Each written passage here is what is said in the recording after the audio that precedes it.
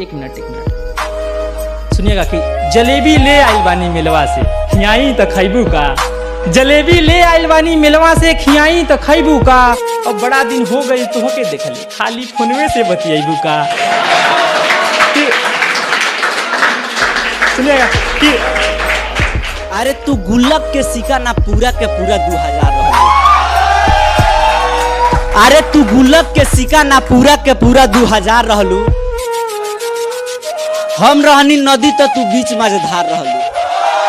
अरे तू गुल्लक के सिक्का ना पूरा के पूरा 2000 रहलू आ हम रहनी नदी तो तू बीच मझधार रहलू। आ तहार अंदाज कुछ बदलल लागता, अभी तहार अंदाज कुछ बदलल लागता। आ शायद तू ही भूला तारू कि पीवा से पहले हमार रहलू। कि अगर सोचे लू केहू हमसे ज्यादा प्यार कर सकीले तोहरा तब बारू बड़का भूल में। कि अगर सोचे लू केहू हमसे ज्यादा प्यार कर सकीले तोहरा तब बारू बड़का भूल में।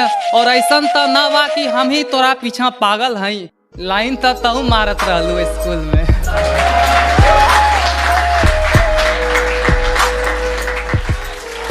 केहू कहत रहे कि तहार वाली 2-4 दिन से दिखत नहीं थे। केहू कहत रहे कि तहार वाली 2-4 दिन से दिखत नहीं थे तो हमहू कह देरी जाए द मर्दे कौनो दिक्कत नहीं थे। आजकल के प्यारे ऐसा बा कि ढेर दिन टिकत।